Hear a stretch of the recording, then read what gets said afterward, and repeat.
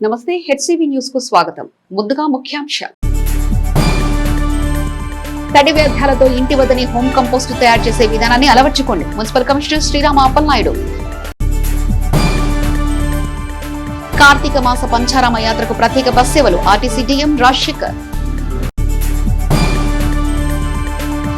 నిరంతర సేవా అభిలాషి తెలుగుదేశం పార్టీ వీరాభిమాని పాటిబండ్ల నరేంద్రనాథ్ విగ్రహాన్ని ఆవిష్కరించి నివాళులర్పించిన పట్టభద్రుల ఎమ్మెల్సీ ఆలపాటి రాజేంద్ర ప్రసాద్, పొన్నూరు ఎమ్మెల్యే ధూళిపాల నరేంద్ర కుమార్.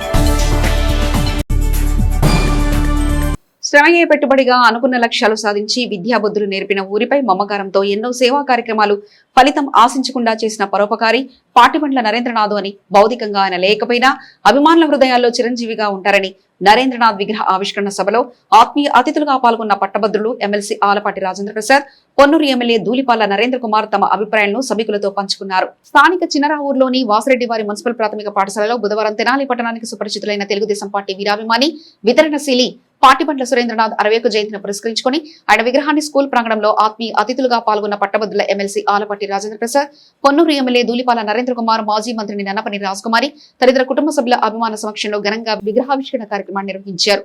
అనంతరం ఏర్పాటు చేసిన సభలో పాటిబండ్ల నరేంద్రనాథ్ సేవానిరతిని, విశిష్ట వ్యక్తిత్వాన్ని సాధారణ స్థాయి నుంచి అసాధారణ స్థాయికి వ్యాపారవేత్తగా ఎదిగిన తెనాలి ప్రాంతంపై ఉన్న మక్కువతో ఆయన ఈ ప్రాంతానికి అందించిన సేవలను వక్తలు తమ ప్రసంగాల్లో వివరిస్తూ ఘనంగా నివాళులర్పించారు.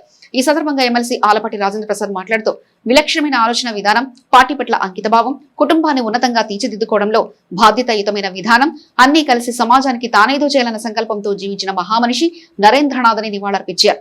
ధూళిపాల నరేంద్ర కుమార్ మాట్లాడుతూ పొన్నూరు ప్రాంతానికి చెందిన వాడైన తెలాని ప్రాంతంలో విలువైన సేవలు అందించిన మహామనిషి, తనకు అత్యంత ఆప్తుడు నరేంద్రనాథ్ అని మనుషులు భౌతికంగా లేకపోయినా వారు చేసిన మంచి పనులు పదిలంగా మనసులో ఉంటాయని నివాళులర్పించారు.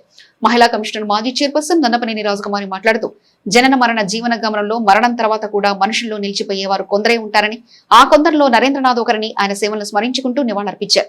ఇదే క్రమంలో ఇటీవల మెగా డిఎస్సీలో ఉద్యోగాలు సాధించిన స్కూల్ ఉపాధ్యాయులను సత్కరించారు. కార్యక్రమంలో మున్సిపల్ కమిషనర్ శ్రీరామ అప్పలనాయుడు, ఎంఈఓలు మేకల లక్ష్మీనారాయణ, జయంత్ బాబు, నరేంద్రనాథ్ కుటుంబ సభ్యులు అన్నపూర్ణ, హర్షవర్ధిని నందిని, శ్రీహర్ష, మౌనిక, రవీంద్ర, తెలుగుదేశం పార్టీ శ్రేణులు, అభిమానులు, బంధుమిత్రులు పాల్గొన్నారు. జనం మనిషి, మన మనిషి, మనందరి మనిషి. తను ఆలోచన విధానం కూడా చాలా విలక్షణం. ఈ తెనాలి పట్టణంలో నాకు లేదు, నేను బాధతో ఉన్నాను, నాకు ఆకలిగా ఉందంటే శ్రద్ధించిన మనిషి ఎంతోమందికి ఈ పేర్లు చెప్పాల్సిన అవసరం. చేసిన ప్రతి సహాయం నాకు చెప్పేవాడు, ఎవరు చెప్పేవాడు కాదు. ఎందుకంటే అది నాకు ఉపయోగపడాలి. నేను వేరే రకంగా నేను సేవ చేశాను, సహాయం చేశాను చెప్తే ఏదో అది గొప్పగా ఉంటుంది, అది కాదు. ఆ సేవ అనేది, ఆ సహాయం అనేది అది నాకు ఉపయోగపడాలి, ప్రతి అంగుళం నాకు ఉపయోగపడాలి అని చెప్పి తండ్రి దగ్గర తన ఇళ్ళగానే హర్ష అంటే శ్రీహర్ష, అదే ప్రేమ, అదే వాత్సల్యం, అదే గౌరవం. అంటే అంత గొప్ప వ్యక్తిత్వం కలిగినటువంటి ఒక మనిషి గురించి ఇంకొక మనిషి యొక్క మనసులోకి స్థిరమైనటువంటి అభిప్రాయం, గౌరవాన్ని, ప్రేమని, వాత్సల్యాన్ని పెంచాలంటే ఆ వ్యక్తి గురించి చెప్తేనే కదా, మంచి వ్యక్తి అని చెప్తేనే కదా మనకి ఆ ఇంట్లో గౌరవం. ఆ రకమైనటువంటి గౌరవం నేను ఎప్పుడు వచ్చినా, ఏ రకంగా వచ్చినా నన్ను ఆ రకమైనటువంటి ప్రేమ, వాత్సల్యం, తనకంటే ఎక్కువగా చూడాలి తను అని చెప్పే భావన కలగజేసేటువంటి ఒక మహోన్నతమైనటువంటి, ఎవరికి చాలా తక్కువ మంది ఉంటారు ఆయన్ని గౌరవించుకోవటం వల్ల అందరూ కూడా దగ్గర అవటం రకరకాలుగా. మరి లోకేష్కి కూడా ఈ కుటుంబం అంటే చాలా ఇష్టం, అత్యంత గౌరవంగా సాంబా లోకేష్. అదేవిధంగా అందరూ ఇప్పుడు కూడా మనందరం గుర్తుపెట్టుకోవాల్సింది, ఇప్పుడు చదువుకున్న పాఠశాల అని చెప్పి పాఠశాల గుర్తుపెట్టుకొని చేయటం, అంతేకాకుండా ఇక్కడ ఒక్క పాఠశాల అనే కాదు నేను చెప్పేది. ఈ ప్రాంతంలో ఎంతోమందికి ఎన్నో రకాలుగా సహాయం చేసినటువంటి వ్యక్తి నరేంద్ర. ఈ ప్రాంతంలో తెలుగుదేశం పార్టీకి క్రియాశీలకంగా అధికారం ఉన్నా లేకపోయినా తన వంతుగా ఉండి నిలబడి పార్టీ కోసం పనిచేసిన వ్యక్తి. అలాగే ఒక కుటుంబాన్ని, ఒక ఫ్యామిలీ మ్యాన్గా కుటుంబం, పిల్లలు, వాళ్ళని చక్కగా వాళ్ళకి తెలియజెప్పడం కానీ, వాళ్ళకి చదివించడం కానీ, కుటుంబాల గురించి చెప్పడం కానీ, లేకపోతే మాబోటి వాళ్ళు పరిచయం ఉన్న వాళ్ళు ఉంటే ఇదిగో వీళ్ళు ఫలానా ఫలానా అని చెప్పడం కానీ వాళ్ళ విలువను తెలియజేయడంలో నరేంద్ర అందరికీ మార్గదర్శకుడు అని చెప్పడంలో ఎటువంటి సందేహం లేదు. మనిషి మన మధ్య లేకపోయినా మనిషితో అనుబంధాలు అనేది శాశ్వతం. కాబట్టి వాళ్ళు ఆయన ఉన్నప్పుడు కంటే ఇప్పుడు ఎక్కువ ఆ కుటుంబానికి మేము ఎప్పుడు కూడా అండగా ఉంటామని చెప్పి తెలియజేస్తూ, నరేంద్ర మరి ఆయన ఈ తెనాలి పట్టణంలో మా ఊరి వాడైనా కూడా అక్కడికంటే ఇక్కడ ఈ ఊళ్ళో ఆయన ఎక్కువ సేవ చేయటం జరిగింది. తెనాల్లో క్రియాశీలకంగా ఉండటం కానీ చేయటం కానీ ఎన్నో సందర్భాల్లో ఇక్కడ ఏ అవసరం వచ్చినా కూడా ఆయన ఎక్కడైనా అవనండి, మరి ఈ ప్రాంతంలో చిరావూరు ప్రాంతంలో ఎవరన్నా ఉండి ఇదిగో మాకు అవసరం ఉందంటే తక్షణమే స్పందించి చేసిన మనస్తత్వం చేసిన వాడు నరేంద్ర. మరి అటువంటి నరేంద్ర ఇది మన మధ్య లేకపోవడం అనేది 3 సంవత్సరాల నుంచి చనిపోయి ఆయన ఇప్పుడు మన గుండెల్లో చిరస్మరణీయుడు అని చెప్పి తెలియజేస్తూ ఈరోజు 61వ పుట్టినరోజు సందర్భంగా ఈ స్కూల్లో ఆయన విగ్రహాన్ని ఏర్పాటు చేయటం, ఈ వేదిక మీదుగా నరేంద్రతో ఉన్న అనుబంధాన్ని గుర్తు చేసుకునే అవకాశం ఇచ్చిన కుటుంబ సభ్యులందరికీ కృతజ్ఞతలు తెలియజేస్తూ సెలవు తీసుకుంటా ఉన్నా. ఎందుకంటే ఒక మంచి వ్యక్తులు పోయినప్పుడు ఖచ్చితంగా నివాళులు అర్పించడం అనేది నిజమైన నివాళి కన్నీటితోనే చేస్తాం మనం. అయితే నరేంద్ర గారు ఆయన ఎగిసిపడ్డ కెరటం కాదు, పడిలేచిన కెరటం. అటువంటి వ్యక్తులు మనకు అరుదుగా ఉంటారు. అంతేకాకుండా నేను కష్టపడ్డాను, నేను బాధలు పడ్డాను, నా బిడ్డలు బాధపడకూడదు అని చెప్పిన ప్రయోజకులు చేసినా ఆ తండ్రి బాటలో నడిచే వాళ్ళు ఎంతమంది ఉంటారు? అలా నడుస్తున్నటువంటి బిడ్డల్ని కోడళ్ళు, అదే కూతురు మాట్లాడతారు తండ్రి గురించి, లేకపోతే ఫ్రెండ్స్ పిలిచారు కాబట్టి మేము మాట్లాడతాం మంచివాడు చాలా ఇంద్రుడు చంద్రుడని, లేదా కొడుకులు మాట్లాడతారు మా నాన్న మంచాడని. కోడళ్ళు మాట్లాడటం అనేది చాలా గొప్ప విషయం. కాబట్టి దీన్ని బట్టి మనకు అర్థమవుతుంది కుటుంబ వ్యవస్థ, అలాగే ఆయన ఉన్నటువంటి సంఘసేవా కార్యక్రమం, ఆయన నడిచినటువంటి నడవడి, ఇటువంటి మంచి అటు ఇటు కూర్చున్నటువంటి వీళ్ళిద్దరూ కూడా మంచి ఫ్రెండ్స్ కావడం, ఇదంతా కూడా చూస్తే చాలా ఆనందంగా ఉంది, ఆశ్చర్యంగా ఉంది. అందుకోసం ఘనమైన నివాళి అర్పించి నేను సెలవు తీసుకుంటాను. లాస్ట్ 4-5 yearsగా గవర్నమెంట్ ఇనిషియేషన్ తీసుకుని they are contributing more to the schools.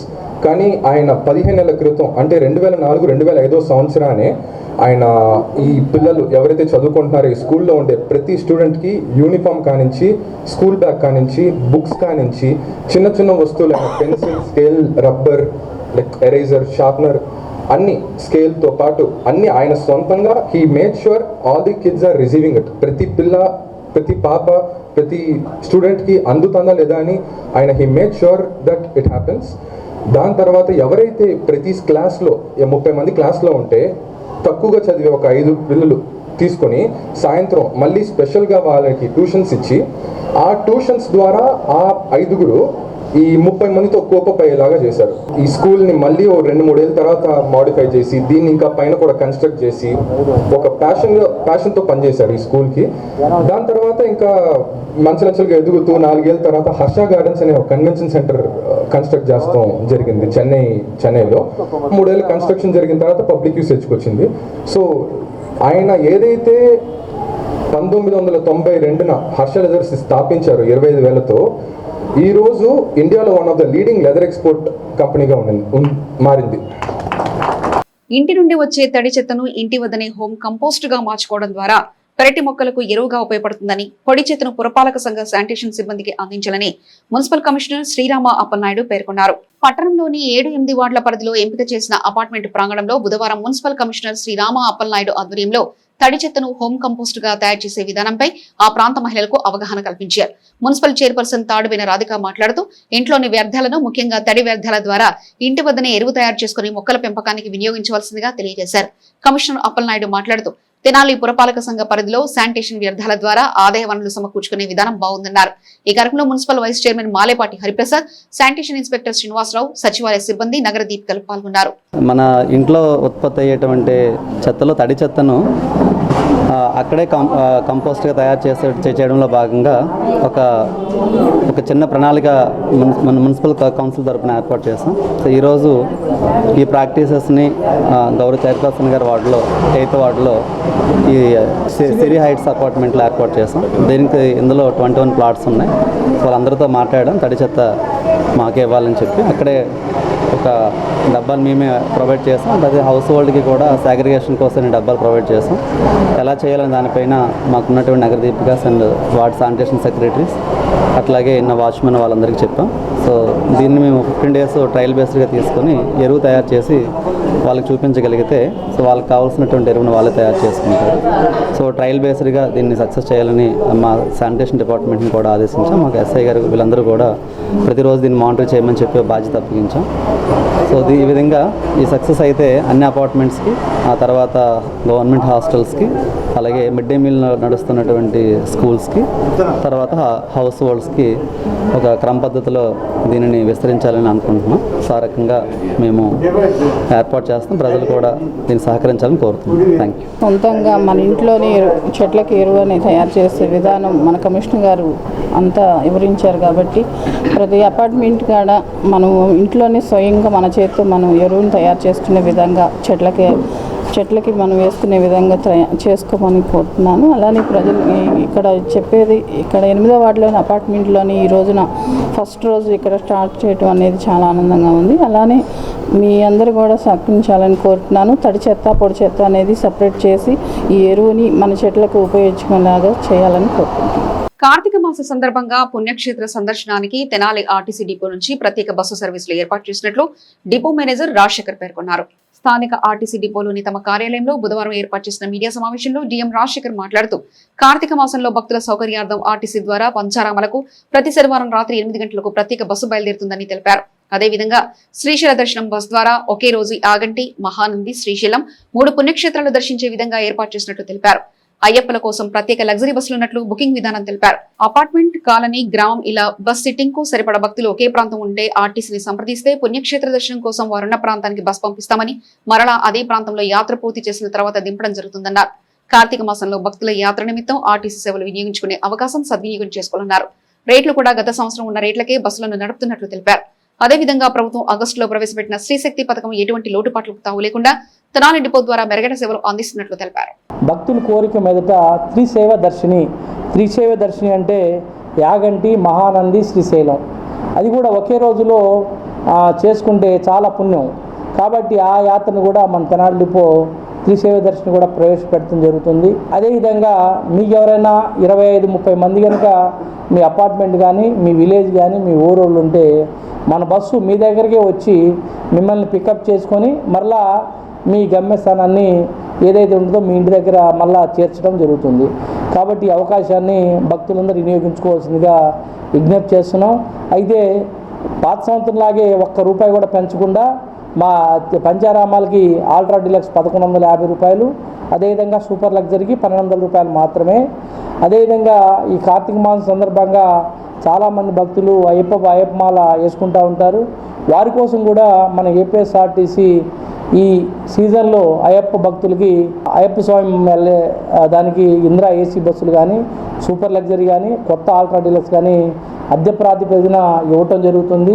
ఈ అవకాశాన్ని కూడా అయ్యప్ప భక్తులు కానీ, గురుస్వాములు కానీ వినియోగించుకోండి.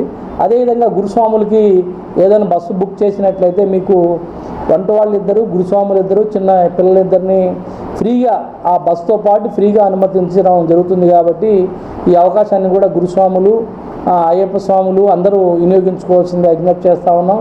అయితే ఒకటే, మన ఆర్టీసీ ఇన్ని సంవత్సరాల్లో ఏ సంవత్సరం ఆ సంవత్సరం ఒక ముందడుగేస్తా మంచి ప్రజల మన్నన పొందుతుంది. కాబట్టి ఈ సంవత్సరం కూడా మీ అందరి సహకారంతో పంచారామాల్లో కానీ, శ్రీశైవ దర్శిని కానీ, అదే అయ్యప్ప స్వామి భక్తులకి స్పెషల్ బస్సులు ఇస్తున్నా కూడా మీరందరూ ఆదరిస్తారని మనస్ఫూర్తిగా కోరుకుంటూ, అదేవిధంగా మనం ఆగస్టు 15 నుంచి ఆంధ్రప్రదేశ్ ప్రభుత్వం మంచి శ్రీశక్తి అనే స్కీమ్ని మహిళా ప్యాసింజర్లందరికీ ప్రవేశపెట్టడం జరిగింది. దానిలో మనం ఎక్కడ ఎటువంటి ఫెయిల్ అవ్వకుండా మంచిగా నడవటం జరుగుతుంది. కార్తీక మాసం సందర్భంగా డిపోలో ప్రత్యేకమైన బస్సులు ఏర్పాటు చేయడం జరుగుతుంది. ప్రతి శని ఆదివారాల్లో సాయంత్రం 8 గంటలకి బస్సులు ఏర్పాటు చేయడం జరుగుతుంది. దీనికి సందర్భించి పాంప్లెట్స్ వేయడం జరిగింది. అవన్నీ డిస్ట్రిబ్యూట్ జరుగుతున్నవి. అదేవిధంగా బ్యానర్లు కూడా శివాలయం సెంటర్లో, దేవాలయాల దగ్గర మేము ఏర్పాటు చేస్తాము. వాటిని చూసుకొని మీకు ఏదైనా సందేహాలు ఉంటే మాకు ఫోన్ చేయవచ్చు. తప్పనిసరిగా ఈ యొక్క పంచారామాలు కానివ్వండి, త్రిక్షైవ క్షేత్రాన్ని కానీ దర్శించుకొని భక్తులు ఈ యొక్క అవకాశాన్ని ఉపయోగించవలసిందిగా కోరుచున్నాను. కార్తీక మాస ఆరంభ ప్రాధాన్యత క్రమంలో పంచాక్షరి నామ సంకీర్తనతో శైవాలయాల్లో భక్తులు భక్త సులభుడైన శివానుగ్రహం కోసం తెల్లవారుజామునే ఆలయాలకు చేరుకొని కార్తీక దీపాలు వెలిగించారు. స్థానిక గంగారమ్మపేటలో వెంచేసి ఉన్న పరశురామ ప్రతిష్టమైన శ్రీ పర్వత వర్ధిని సమేత శ్రీ రామేశ్వర స్వామి వారి ఆలయంలో బుధవారం తెల్లవారుజాము నుంచి భక్తులు ఆలయానికి చేరుకొని కార్తీక దీపాలు వెలిగించారు. ఈ సందర్భంగా ఏర్పాటు చేసిన ప్రత్యేక అభిషేక పూజలలో భక్తులు స్వామివారిని దర్శించుకున్నారు. ఆలయ ఈవో రమణకుమారి ఆధ్వర్యంలో భక్తులకు ఎటువంటి ఇబ్బంది లేకుండా మౌలిక వసతులు కల్పించారు. ఈవో రమణకుమారి మాట్లాడుతూ కార్తీక మాసం ప్రారంభం కావడంతో స్వామి సేవకు భక్తులు తరలి వస్తున్నట్లు తెలిపారు. ఈ కార్తీక మాస ప్రాధాన్యత దృష్టిలో ఉంచుకొని ప్రత్యేక ఏర్పాట్లు చేసినట్లు తెలిపారు. కార్తీక మాసంలో వచ్చే ప్రతి సోమవారం ఆలయం ఉదయం 5 గంటల నుంచి రాత్రి 9 గంటల వరకు తెరిచి ఉంటుందని, అభిషేక పూజలు జరుపుకోదలిచిన వారు వారి కనువైన సమయాన్ని వినియోగించుకోవాలని కోరారు. ఇదిలా ఉండగా శివమాలాధారులు మాలలు ధరించి కార్యక్రమాన్ని ఆలయంలో స్వామి సన్నిధానంలో నిర్వహించారు. కార్తీక మాసం శుభారంభం అయినది. ఈరోజు అధిక సంఖ్యలోనే భక్తులు ఉదయం 5 గంటల నుంచే విచ్చేసి స్వామివారి అభిషేకం కార్యక్రమంలో పాల్గొనడం జరిగింది. ముందుగానే అధిక సంఖ్యలో వచ్చేటువంటి భక్తుల నిమిత్తం క్యూ లైన్లు ఏర్పాటు చేసి ఉన్నాము. అదేవిధంగా భక్తులకు కూడా మంచినీటి సదుపాయం, ప్రసాదాలు కూడా ఏర్పాటు చేసి ఉన్నాము.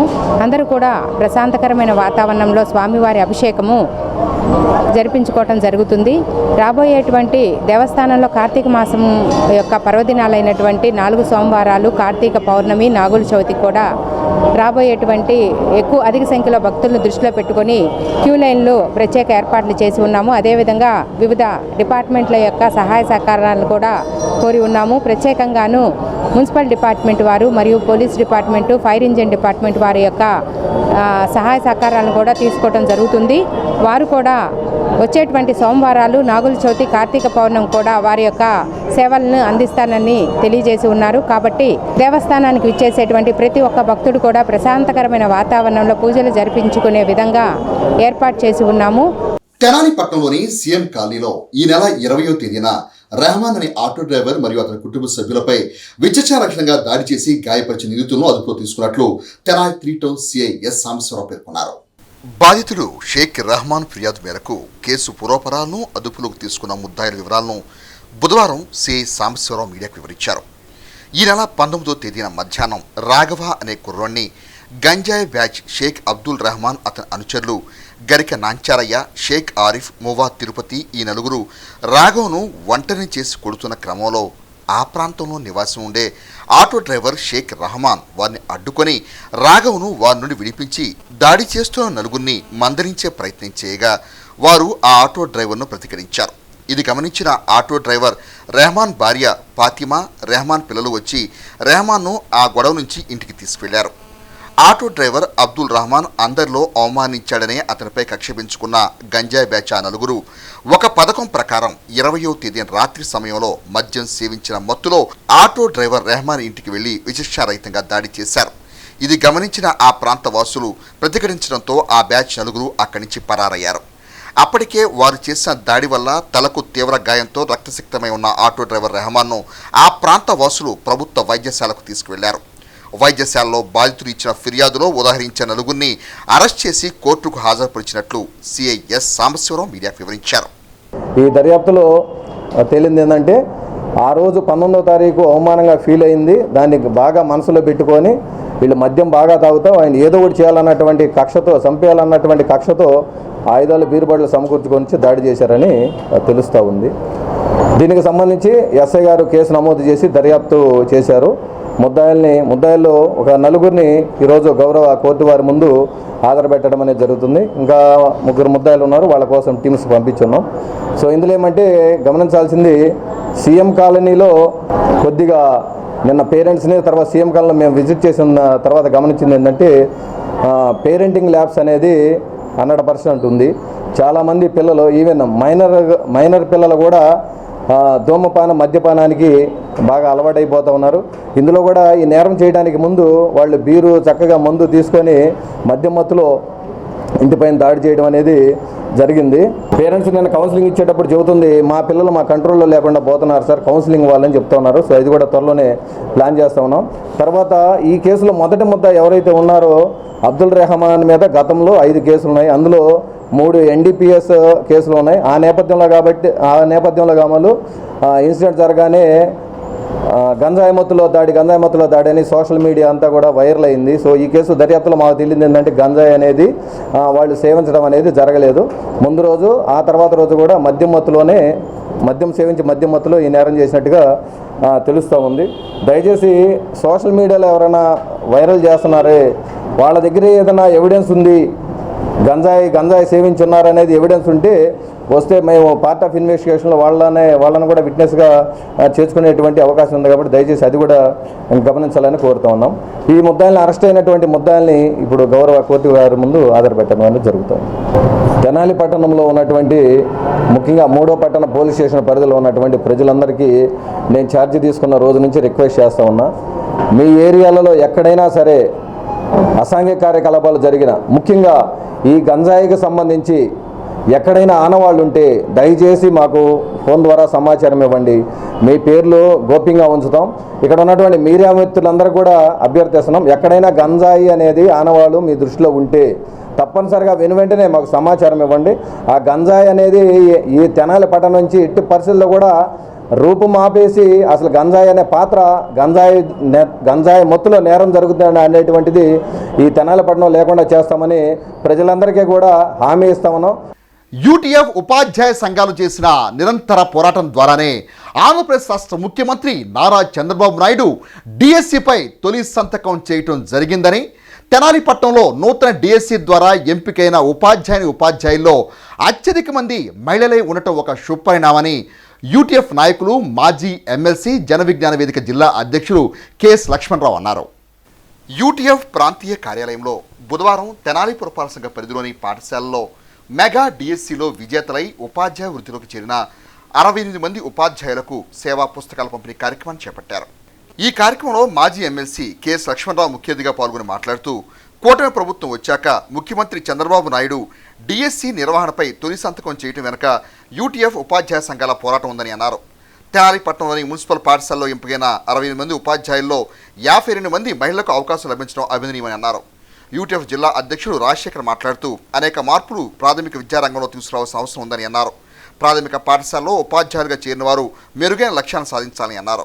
ఈ కార్యక్రమంలో జిల్లా కార్యదర్శులు షకీలా బేగం, సాంబశివరావు, పట్టణ అధ్యక్షుడు పి సౌజన్య, ప్రధాన కార్యదర్శి షేక్ కరీముల్లా, కె సుందర్రావు, నాగేంద్రబాబు తదితరులు పాల్గొన్నారు.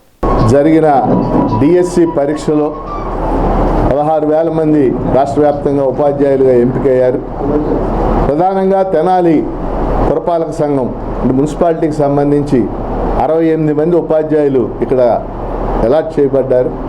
వాళ్ళల్లో 67 మంది హెచ్జిటీలు, సెకండరీ గ్రేడ్ టీచర్లు, ఒకళ్ళు స్కూల్ అసిస్టెంట్. ఇందులో 68 మందిలో 52 మంది మహిళా ఉపాధ్యాయులు ఉండటం చాలా గొప్ప విషయం, సంతోషకరం. మొత్తం ఈ ఉపాధ్యాయులందరికీ కూడా నేను హృదయపూర్వకంగా అభినందనలు, శుభాకాంక్షలు తెలియజేస్తున్నాను. డిఎస్సి అనేది రాష్ట్ర ముఖ్యమంత్రి చంద్రబాబు నాయుడు గారు తొలి సంతకం చేశారు. తొలి సంతకం చేయటానికి, రాజకీయ ఎజెండాలో తీసుకురావడానికి మేము అనేక ఉద్యమాలు కొనసాగించాం. శాసన మండలిలో పీడీఎఫ్ ఎమ్మెల్సీలను కానీ, ఉపాధ్యాయ సంఘాలుగా యూటీఎఫ్ లాంటి సంఘాలు కానీ మేము చేయబట్టే అది రాజకీయ ఎజెండా మారి తొలి సంతకం ఆయన చేయాల్సిన పరిస్థితి ఏర్పడింది. ఈ విధంగా ఈరోజు ఈ డిఎస్సి అనేది జరిగింది. కానీ తీవ్రమైనటువంటి పోటీ, సుమారు 4 లక్షల మందికి పైగా అభ్యర్థులు ఈ డిఎస్సి రాశారు. ఆ పోటీలో వీళ్ళు విజయం సాధించడం చాలా సంతోషకరమైనటువంటి విషయం. మొత్తం ప్రాథమిక విద్యారంగం ఈరోజు ఆంధ్రప్రదేశ్లో చాలా క్లిష్ట పరిస్థితిలో ఉంది. అట్లాంటి ప్రాథమిక విద్యారంగాన్ని బలోపేతం చేయడానికి ఇలాంటి యువరక్తం వచ్చి చేరింది. వీళ్ళందరూ కూడా ప్రాథమిక విద్యారంగాన్ని బలోపేతం చేయాలని చెప్పేసి, చేస్తారని చెప్పేసి ఆంధ్రప్రదేశ్ ఐక్యోపాధ్యాయ ఫెడరేషన్గా కోరుతూ ఉన్నాం. పాలకులు లేదు ప్రభుత్వాలు అధికారంలో ఉన్నటువంటి వాళ్ళు మొత్తం ఉపాధ్యాయ సమస్యలను పరిష్కారం చేయటం ఒక భాగమైతే, రెండవది బోధనకి ఎక్కువ అవకాశం ఇచ్చేటట్లుగా బోధనేతర పనులు లేకుండా చూడాలని చెప్పేసి మేము పదే ప్రభుత్వాన్ని కోరుతా ఉన్నాం. రైల్వే స్టేషన్లను అత్యున్నత ప్రమాణాలతో ఆధునీకరించాలనే వికసిత్ భారత్ 2047 లక్ష్యాన్ని సాకారం చేసేందుకు సహకారం అందించడం శుభపరిణామని స్టేషన్ మేనేజర్ జీవి రమణ హర్షం వ్యక్తం చేశారు. తెనాలి రైల్వే స్టేషన్లో బుధవారం వికసిత్ భారత్ 2047 లక్ష్యాలను సాధించడంలో భాగంగా అమృత్ భారత్ స్టేషన్ అభివృద్ధి కార్యాచరణలో భాగంగా senior divisional engineer B Srinivas, railway ప్రయాణికులు, పట్టణ ప్రజలు, వివిధ రాజకీయ పక్షాలతో అమృత్ సంవాద్ కార్యక్రమాన్ని నిర్వహించారు. ఈ కార్యక్రమంలో పలువురు వివిధ అభివృద్ధి అంశాల సాధనకు అర్జీలు సమర్పించారు. పలువురు ప్రముఖులు తమ అభిప్రాయాల ద్వారా స్టేషన్ అభివృద్ధి అంశాలను ప్రస్తావించారు. కార్యక్రమంలో డిఎంఓ2 doctor Chaitanya, station manager Ramana, వివిధ పార్టీల ప్రతినిధులు, స్టేషన్ అభివృద్ధి కమిటీ ప్రతినిధులు, ప్రయాణికుల సంఘం ప్రతినిధులు పాల్గొన్నారు. అక్కడెక్కడో ప్యారిస్ ఉంది, ఆంధ్రాకే ప్యారిస్ అయిన మా తెనాల్లో దేవుళ్ళు కూడా చాలా ఇష్టం. అలాంటి ప్రాముఖ్యం కలిగింది. అలాగే చిన్న తిరుపతి లాగా వైకుంఠపురం ఉంది. ఎప్పుడో గత శ్రీకృష్ణదేవరాయల టైంలో ఏర్పాటు చేసిన శివాలయాలు ఇక్కడ ఉన్నాయి. అలాంటి మా ఊళ్ళో ఇలాంటి దానికి కూడా మీరు ప్రాధాన్యత ఇస్తారని సంతోషం. మళ్ళా సమస్యలకు వెళ్తున్నాం ముందు చెప్పుకున్నా. అలాగే అదేవిధంగా రోజు మా అందరికి ఊరించినది వందే భారత్ తెనాలికి వందే భారత్ లేదు. హైదరాబాద్ నుంచి తిరుపతి వెళ్దామంటే వందే భారత్ లేదు, తెనాలి నుంచి హైదరాబాద్ వెళ్దామంటే వందే భారత్ లేదు. మా వాళ్ళు ఇక్కడ చాలా మంది ఉన్నారు. రాజస్థాన్ నుంచి వస్తారు, గుజరాత్ నుంచి వస్తారు. వాళ్ళకి వెళ్ళాలంటే ఏదైనా ట్రైన్ వెళ్ళాలంటే ఒంగోలు ఎక్కాలా లేకపోతే విజయవాడ ఎక్కాలా. ఈ మధ్యలో ఎక్కడా లేదు. దరిదాపుగా 5,000 మంది పైన వాళ్ళు వాళ్ళకి ఎటువంటి ఫెసిలిటీస్ లేదు. ఆయన యొక్క విశ్వాసంతో భారతదేశాన్ని వనస్థానానికి తీసుకురావాలనే ఉద్దేశంతో పట్టుదలతో చేస్తున్నారు. కాబట్టి ఇది తప్పకుండా భారతదేశానికి 24 గంటలు 18 గంటలు పనిచేస్తున్నటువంటి ప్రధానమంత్రి గారికి మనమందరం ధన్యవాదాలు చెప్పాలి. ఇప్పుడు మన మిత్రులు చెప్పారు, పెద్దవాళ్ళు చెప్పారు, తెనాలి రైల్వే స్టేషన్లో రాత్రి 10 గంటలకు 12 గంటలకు బయలుదేరాలంటే ఇప్పుడు మన తెనాలి ఎక్కడ చూసినా కానీ గంజాయి మద్యం ఎక్కువైపోయింది. కాబట్టి ప్రతి ఆటోలో చూసే కొన్ని ఆటో వాళ్ళు చాలా మర్యాద మాట్లాడి మర్యాదగా తీసుకెళ్తున్నారు.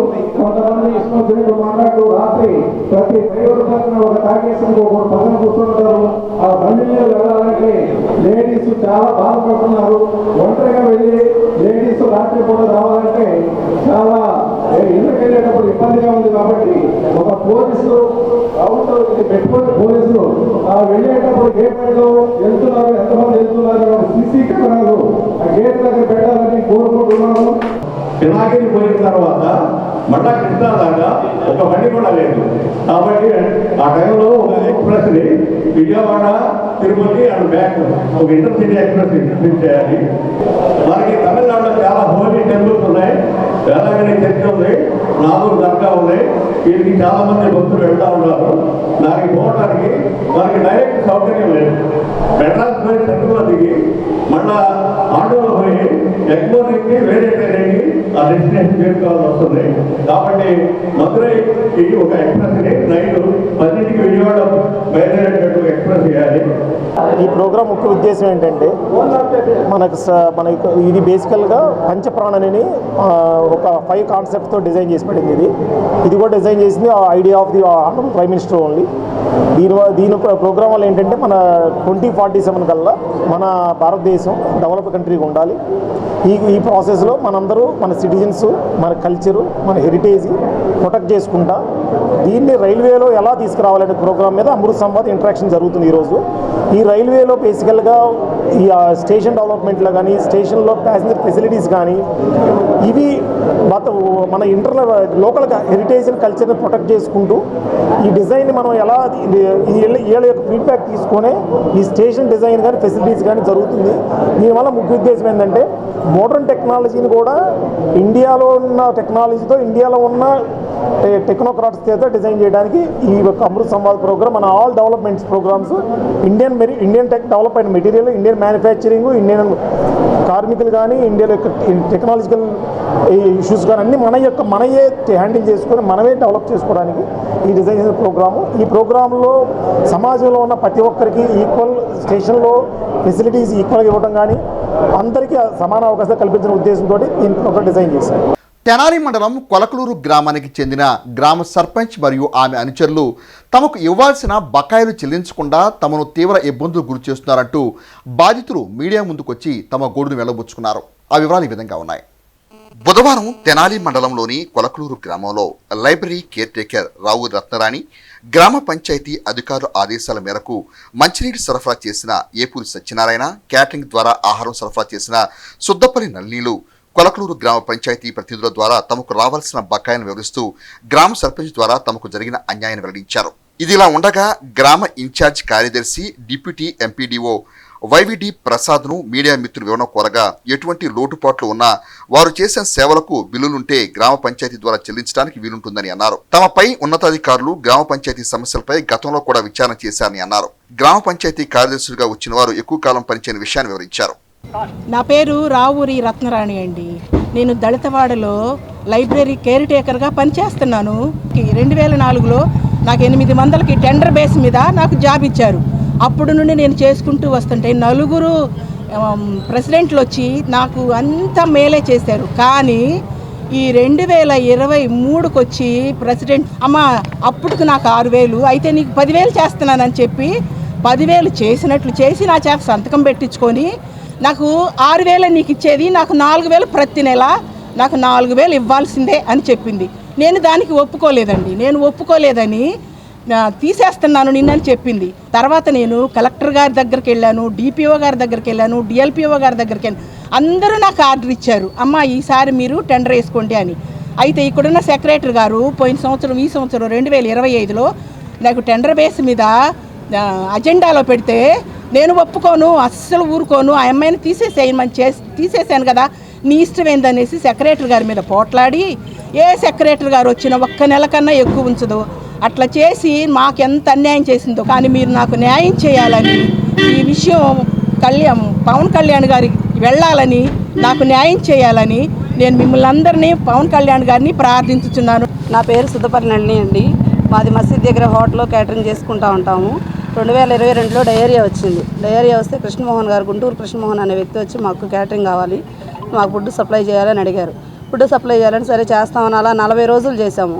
40 రోజులు చేసినాక రోజు కొంత ఎప్పుడో మధ్యలో కొంత అమౌంట్ ఇవ్వటం చేయటం అలా 1,50,000 దాకా ఇచ్చాడు. మేము 2,14,000 చేసాము. అలా చేసి మధ్యలో ఏం చేశారు, వచ్చి ఓచర్లు తీసుకెళ్లారు. గుంటూరు కృష్ణమోహన్ అన్న వ్యక్తి తీసుకెళ్ళి మా డబ్బులు అడిగితే ఇదిగో ఇస్తామని ఇన్ని సంవత్సరాల నుంచి కూడా మాకు రూపాయి ఇవ్వట్లేదు. ఇంకా 64,000 రూపాయలు రావాలి. ఇంటికి వెళ్ళి రేత్రిపూట ఇల్లు ఏడ్చి ఎన్నిసార్లు ఏడ్చాను, నా పిల్లకి బాగలేదు, నాకు బాగలేదు అని అంటున్నా కూడా అసలు తనకి జాలి దయాలేదు. ఇంట్లో ఉండి కూడా అబద్ధం ఆడిచ్చాడు. గుంటూరు కృష్ణమోహన్ సర్పంచ్ కింద ఉంటాడండి. మెయింటెనెన్స్ అంతా అతనిదేనండి, సర్పంచ్ గారిది ఏమీ లేదు. మమ్మల్ని ఏ రకంగా ఇబ్బంది పెడుతున్నాడు, ఎంతమంది ఇలా చేస్తాడు. నేను అన్నం పెట్టానండి, ఎప్పుడు లేదంటే అప్పుడు చాలా లేదన్నా కూడా నేను ఎక్కువ పెట్టిందని కూడా అడగట్లా. నా కష్టానికి ఇయ్యని అడుగుతున్నాను నేను. నాకు 64,000 రావాలండి. నేను ఈ విధంగా అన్నా ఇంకా ఎక్కువ రోజులు లేదంటున్నారు. ఎట్లన్నా సాయపడతారని ఈ మీడియా ద్వారా వచ్చి పవన్ కళ్యాణ్ గారు ఏమన్నా సాయం చేస్తారేమోనని చేయాలనుకుంటున్నాను. ఇలా వచ్చాను నేను. నమస్కారం అండి, నా పేరు సత్యనారాయణ, ఏపూరి వీర వెంకట సత్యనారాయణ. నేను వృత్తిరీత్యా ఆకుకూరల వ్యవసాయం చేసుకుంటూ ఉంటాను. 2022లో మా కొలకలూరు గ్రామానికి డయేరియా వచ్చింది. ఆ డయేరియా వచ్చిన సమయంలో నేను కొలకలూరు పంచాయతీ వారు జనసేన పార్టీ నాయకుడు గుంటూరు కృష్ణమోహన్, మన ఈవో గారు విజయసాగర్ గారు నా దగ్గరికి వచ్చి నాకు మంచినీళ్ళు ఇవ్వాల్సిందిగా కోరుకున్నారు. ఆ డయేరియా మొత్తం ప్రబలిన టైంలో, బాగా అస్తవ్యస్తంగా ఉన్న టైంలో నేను కొల్లూరు గ్రామ పంచాయతీకి 3,250 ట్యాంకీలు వాటర్ ఇచ్చానండి. అవి అర్ధరాత్రి 12ంటికి లేపినా కూడా లేచి వచ్చిన రోజులు చాలా ఉండే. అట్లు నాకు ట్యాంకీకి వచ్చి 200 రూపాయలు ఇస్తాము అని ఒప్పుకొని నేను 3,250 ట్యాంకీలకి 6,47,000 రూపాయలు రావాలి. దీనికి గాను నాకు 1,30,000 ఇచ్చారు. ఇప్పుడు నాకు 5,21,000 రావాలి. దీనికోసం అని చెప్పి ఇప్పుడు పలుమార్లు వాళ్ళ ఇంటి చుట్టూ తిరుగుతూనే ఉన్నా. దీనికోసం నాకు ప్రయోజనం లేకపోయేటప్పటికి గుంటూరు కలెక్టర్ ఆఫీస్కి వెళ్ళాను. గుంటూరు కలెక్టర్ ఆఫీస్కి వెళ్ళి కలెక్టర్ ఆఫీస్లో ఇప్పుడు పలుమార్లు పెట్టాను. 2 సార్లు కంప్లైంట్ పెడితే 2 సార్లు ఇదే ఇస్తామండి, మీకు తీసుకొస్తాము, వచ్చేస్తున్నాయి, ఇంకా ఎంబుక్ అవ్వలేదు, ఇలా కంప్లైంట్ చెప్పుకుంటూ వస్తూనే ఉంటారు. ఆంధ్రప్రదేశ్ రాష్ట్ర ముఖ్యమంత్రి చంద్రబాబు నాయుడు గారు, ఉప ముఖ్యమంత్రి పవన్ కళ్యాణ్ గారు మాకు సరైన న్యాయం చేస్తారని, మా బాధితులందరికీ సమన్యాయం చేయాలని మేము మనస్ఫూర్తిగా కోరుకుంటున్నాం. 2022లో డయేరియా వచ్చినప్పుడు వాస్తవంగా మరి డ్రింకింగ్ వాటర్ కానీ ఇవి కానీ సప్లై చేశారు. వాటికి బిల్స్ కానీ ఇవి కానీ కొంత ఎంబుక్ రికార్డ్ అయిన విషయం తెలిసింది. రెండేంటంటే వాళ్ళు సప్లై చేసినట్టు ఏమైనా బిల్స్ కావాలి. మాకు బిల్స్ ఉంటే కనుక చేయాల్సింది పెండింగ్ ఉన్న బిల్స్ ఏంటనేవి మాకు తెలుస్తూ ఉంటాయి. లేనప్పుడు లేదు. ఒకవేళ ఎవరికైనా ఏ కారణం చేతైనా గ్రామ పంచాయతీ వారికి కనుక ఆ సందర్భంలో కనుక సప్లై చేసి ఉంటే కనుక బిల్స్ అనేది వాళ్ళ దగ్గర ఉన్నా మాకు సబ్మిట్ చేసినా మేమైతే పంచాయతీ నుంచి ఎవరైనా పేమెంట్ చేయాలి. పనిచేస్తున్న సెక్రటరీ ఎవరైనా కానీ తప్పకుండా పే చేయాల్సిన అవసరం ఉంటుంది. పొలం పనులు చేసుకునే మహిళా కూలీలపై పిడుగు పట్టడంతో ఇద్దరు మహిళలు మృతి చెందిన సంఘటన పొన్నూరు సమీపంలోని ఇటికింపాటు రోడ్లో చోటు చేసుకుంది. ఆ వివరాలు ఈ విధంగా ఉన్నాయి.